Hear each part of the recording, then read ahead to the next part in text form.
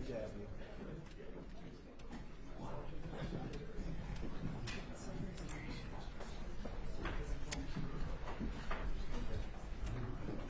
Well, thank you very much, everybody. It's great to have you, and we have a very special person, just won a tremendous election in a record-setting fashion, so you have something in common. And I was very proud and honored to endorse the Prime Minister because of the fact that I thought she was really good. I thought she did a fantastic job. I respect her a lot, so I gave her an endorsement. And she had the most successful election, in my opinion, in the history of Japan, won by the most ever. So we have a very popular, powerful woman, and she's a great woman. We have a very fine relationship, and we're going to be talking about trade and many other things. And it's an honor to have you. Thank you very much. 皆様ありがとうございます。本日は非常に特別な方にいらしていただいております。歴史的な選挙の圧勝ということで、私と共通するものがあると思います。私たち素晴らしい絆を持っておりまして、だからこそ私の方からも応援のメッセージを出させていただきました。素晴らしい人であり、私も心から尊敬している方です。日本の歴史上最も素晴らしい選挙で圧勝したということで人気の高い女性であり、すごい方だと私も思っております。本日に関しては貿易その他の課題について多く話をする予定です。Thank you for inviting me to the White House today. Thank you. My visit is timely, so given the current situation. Oh, please, yes, Okay, absolutely. You have a very good interpreter. Yeah. Who I've known Your for, friend. who I've known Your for a long friend. time, with Shinzo. Your Right? friend. 今中東情勢も含めて、それから世界中の安全保障環境が非常に厳しい状況にあります。Right now, situations in the Middle East and also the entire world, we are actually experiencing a very severe security environment. そして世界経済もかなり厳しい影響を受けつつあります。And also the global economy is now about to experience a huge hit because of this development. でも私は、世界の、繁栄とそして、平和に、貢献できる、世界中に、平和と繁栄をもたらせるのはドナルドだけだと思っています。But even against that backdrop, I firmly believe that it is only you, Donald, who can achieve peace across the world. そのために私は、諸外国に働きかけて、しっかりと応援をしたいと思っています。And to do so, I am ready to reach out to many of the partners in the international community to achieve our objective together. 今日私はそれを伝えに来ました。So today, I came here at the White House to directly convey this message to you. そしてイランに関してはもう核兵器の開発、これは許されてはならないことですから日本も働きかけをしてきました。And speaking of the situation in Iran, Iran's development of nuclear weapons must never be allowed.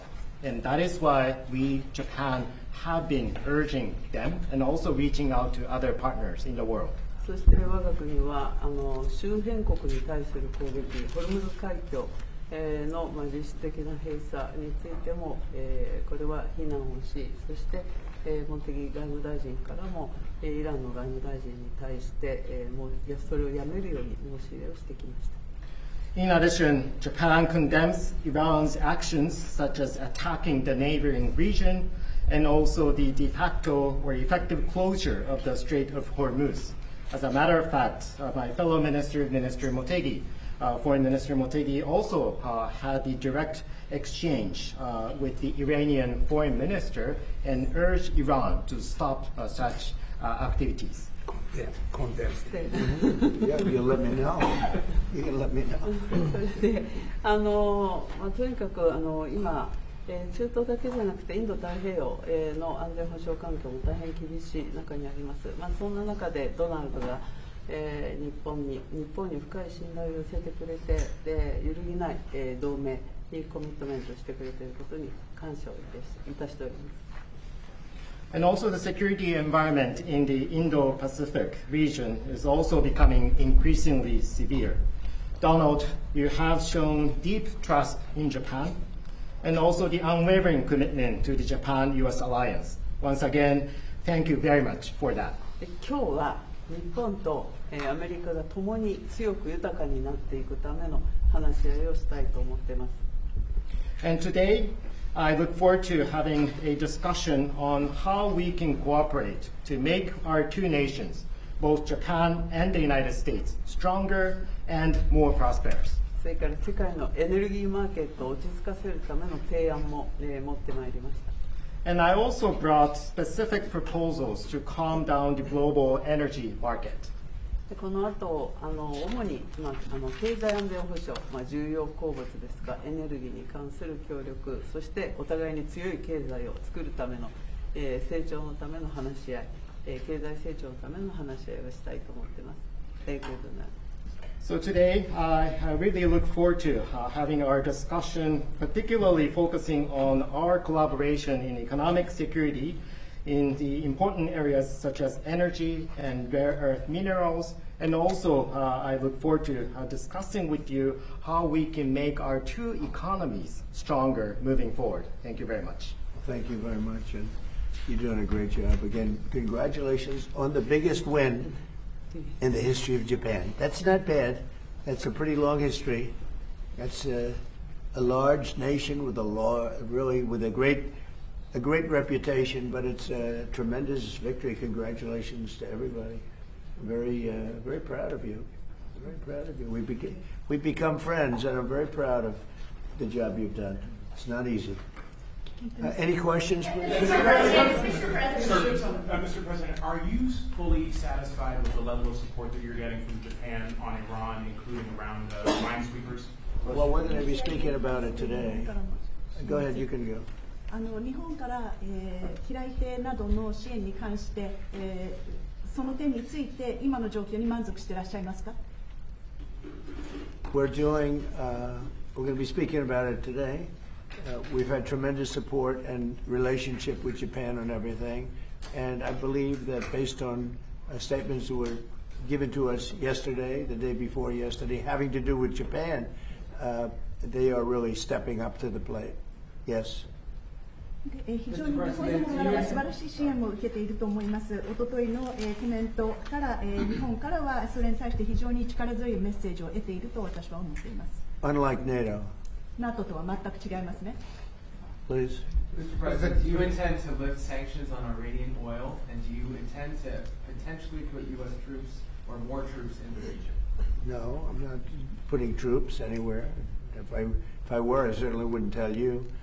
But I'm not putting troops, and we will do whatever is necessary to keep the price as low. I actually thought when I did this, look, the Dow just hit 50,000 a couple of weeks ago.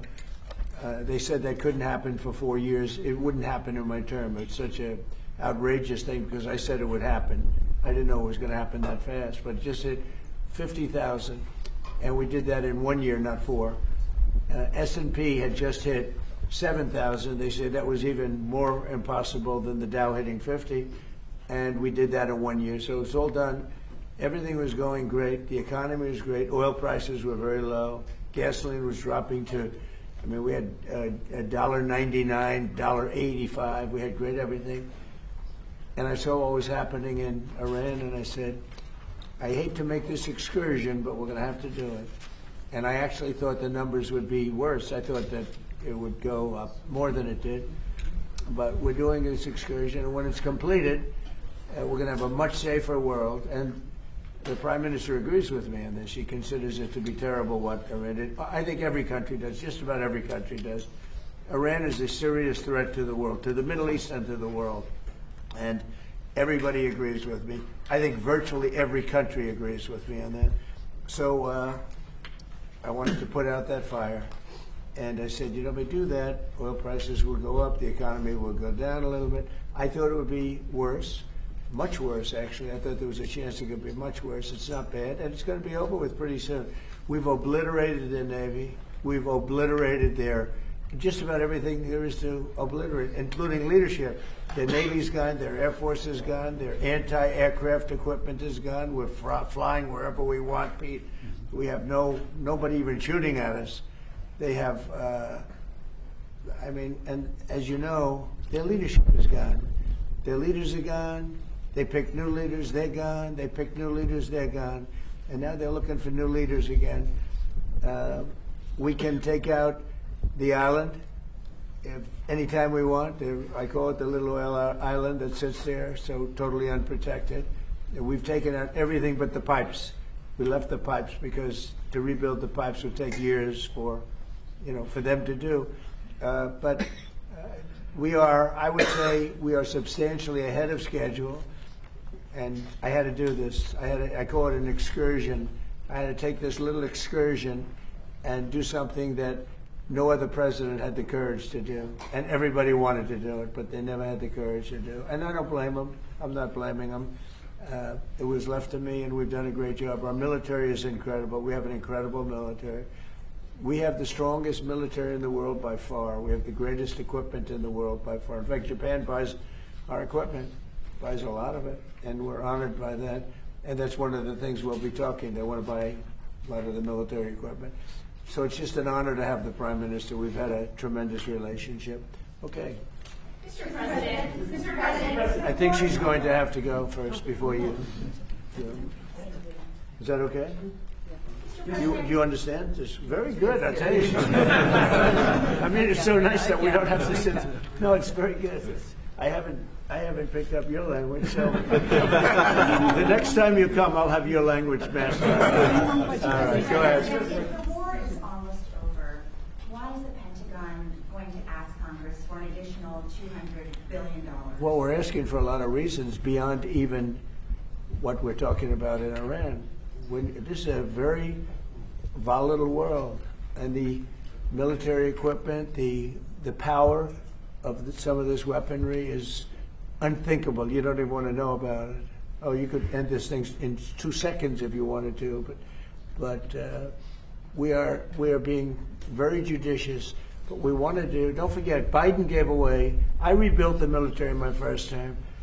Biden gave away so stupidly to Afghanistan a lot. He didn't want to move it. He was too lazy, too stupid to move it.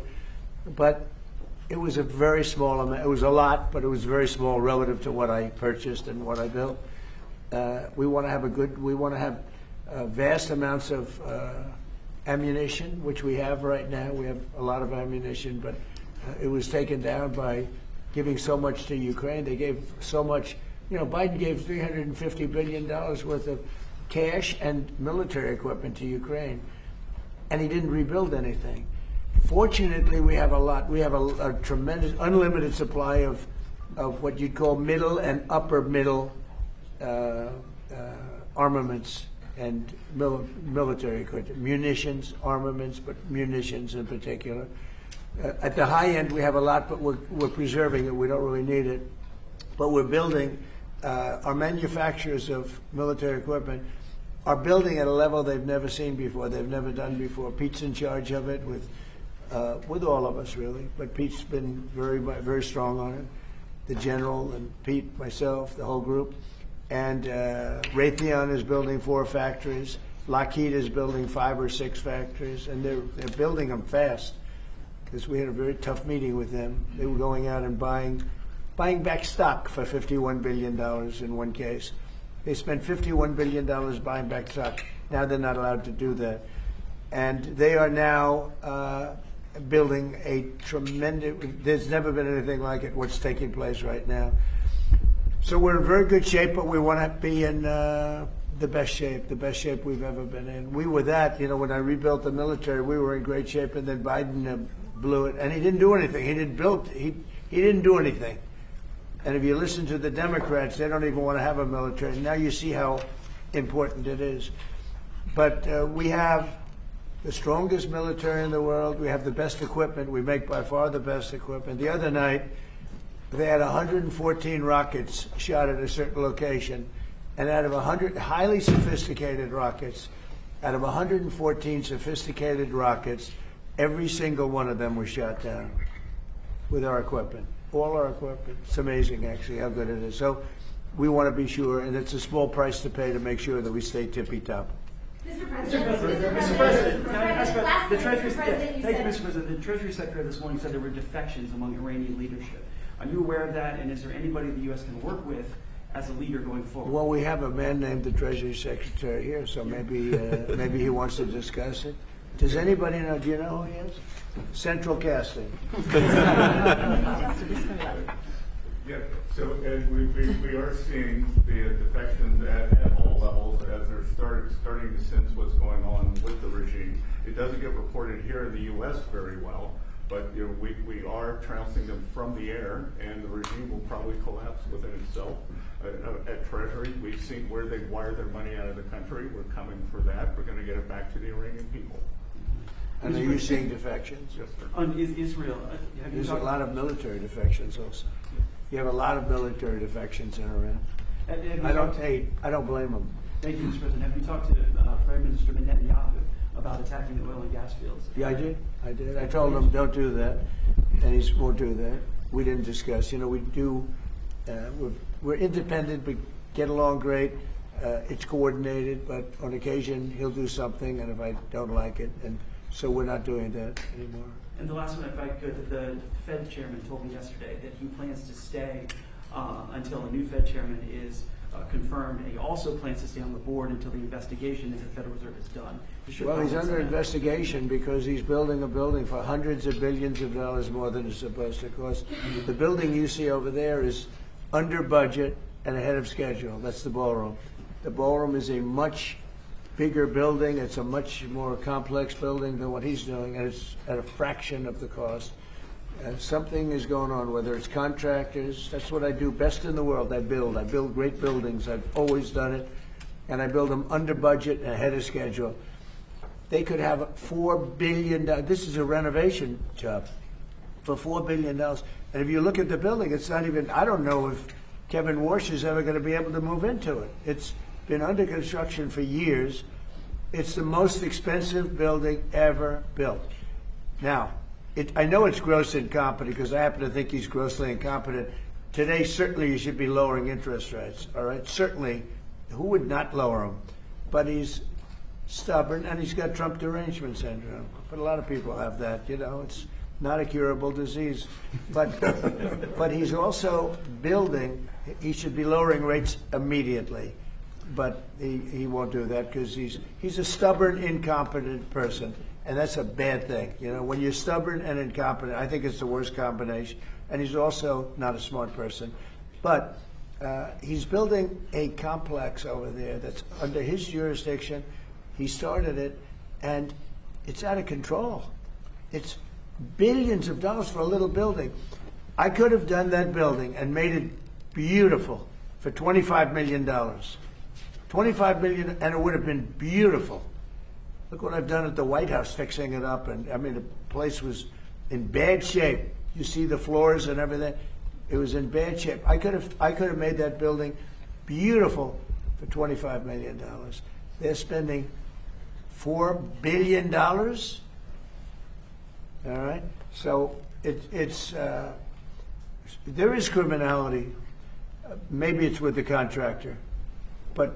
Because I know more about contractors than any human being maybe that's ever lived. But that contractor is a very rich man. Whoever the contractor is, and we know, but whoever the contractor is an extremely rich man.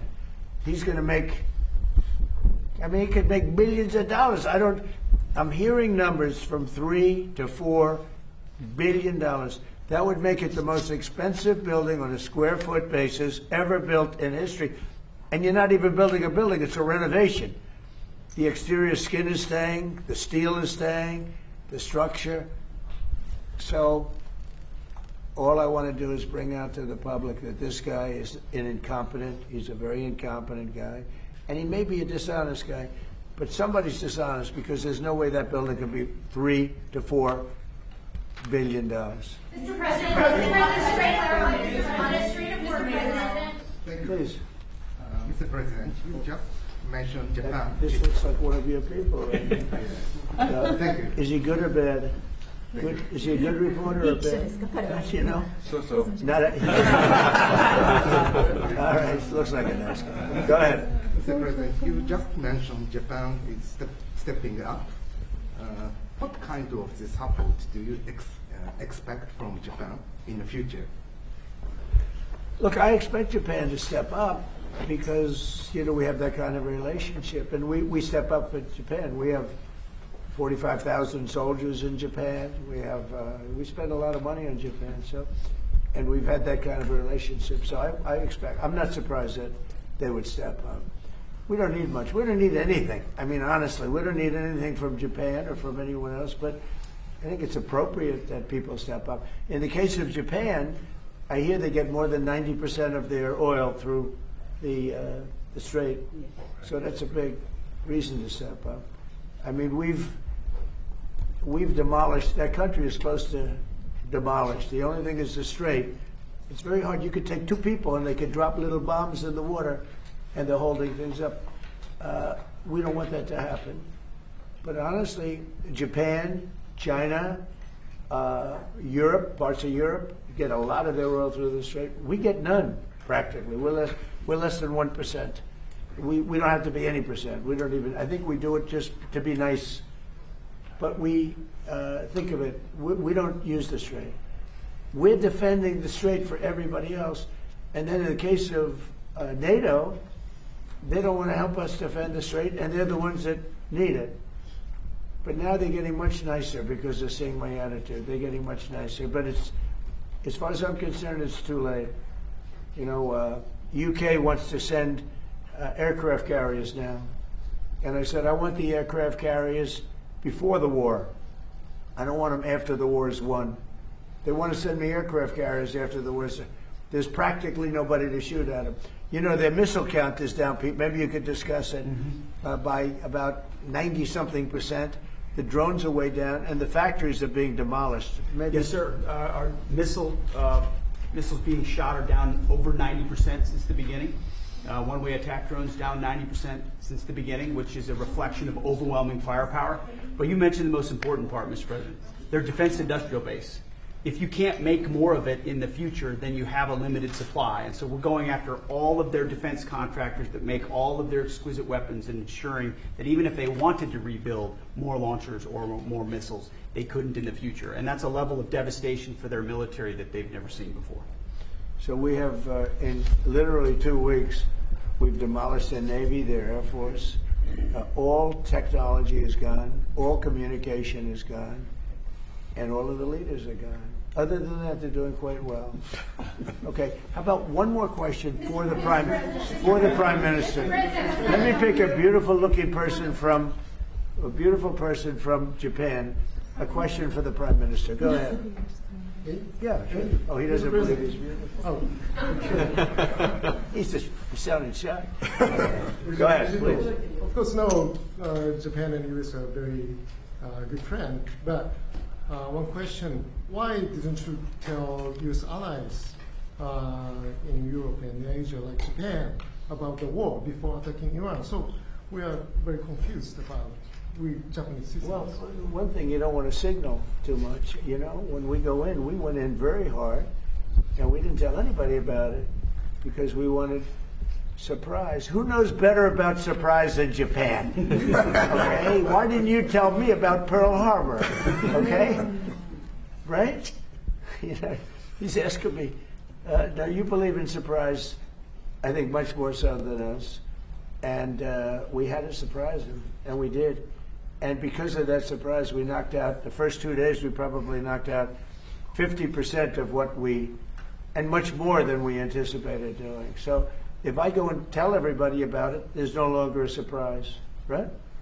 Okay, one more for the Prime Minister. Are you going to for the Prime Minister? Yes. Go ahead for the Prime Minister. Thank you very much. Japan's TG Press. Japan's biggest concern is China. Now they are giving us export control and very harsh terms to criticize us. So will you plan to bring out relationship between Japan and China while you are there? Well, I'll be going to China very quickly, but I think I'd really like to have the Prime Minister talk about China because I know they have a little bit of an edgy relationship, and I'd just like to know where it stands, how you're doing with China. So, please. で日本はいつも中国に対してオープンです。会話はオープンにしています。それから冷静に対応しています。でとにかく米中関係も含めてですね、これが地域の安定、それから世界のサプライチェーン、これに貢献するものであることを願っています。日本は常にオープンです。So first of all, Japan has been consistently open to dialogue with China. And also, second, we have been addressing our relations with China in a calm manner. And also speaking of the U.S.-China relationship, my sincere hope is that the relationship will be something conducive for regional security and also ensuring the global supply chain in the world. Once again, I would like to reiterate that Japan has been consistently open to dialogue with China. And I think we're going to have a great trip. The trip has been postponed for about a month and a half. It's been reset, and we look forward to it. And I'll be speaking Japan's praises when I'm in China with President Xi. But we're going to have some good talks today.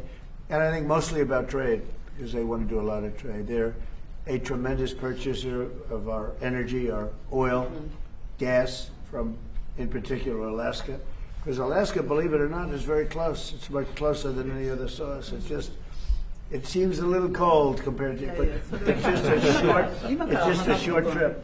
So that's something that we will talk after this war leaves. We'll be discussing trade, and a lot of the talk will be about energy. Thank you very much, everybody.